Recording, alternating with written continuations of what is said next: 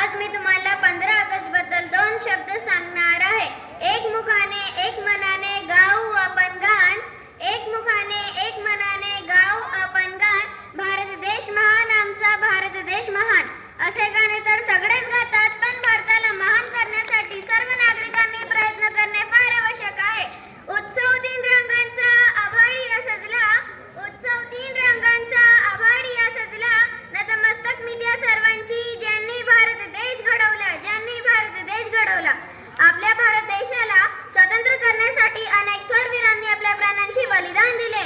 तेव्हा कुठे जाऊन आपला भारत देश स्वतंत्र झाला होता.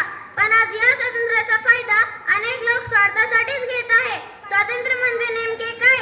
स्वातंत्र्य म्हणजे नेमके काय? तर स्वातंत्र्य म्हणजे स्वतःला परतंत्रातून मुक्त करणे होय, स्वतःची व इतरांची प्रगती सहाय्य करणे होय. पण आज भारतातील अनेक नागरिक स्वतःचाच फायदा करून घेत आहे. दुसऱ्याचे नुकसान झाले तरी चालेल, पण स्वतःचा फायदा खूप महत्त्वाचा आहे. आज स्वतंत्र भारताचे चित्र दाखवताना या भारतामध्ये गरिबी, भ्रष्टाचार, अत्याचार, महागाई असे अनेक प्रश्न आपल्या समोर आजही उभे आहेत. पण या सर्व प्रश्नांना कायमचा आळा घालणे, बंदी बसवणे हे खूप आवश्यक आहे. डॉक्टर बाबासाहेब आंबेडकरांनी भारतात शांती निर्माण व्हावी व सर्व धर्मातील लोक सुखाने व आनंदाने नांदावे असे चित्र समोर ठेवून घटना लिहिली. पण आपल्या भारत देशाचे कारभार चालवणारे रक्षकच भक्षक बनल्यावर काय होणार आपल्या भारत देशाचे?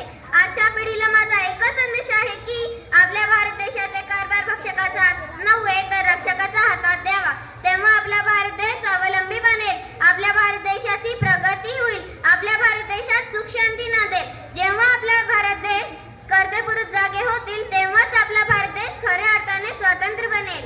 देशासाठी झुकले खाली धरणीवर आकाश, देशासाठी झुकले खाली धरणीवर आकाश, देशासाठी जन्म घेत असे दुनियाचा विश्वास, देशासाठी जन्म घेत असे दुनियाचा विश्वास.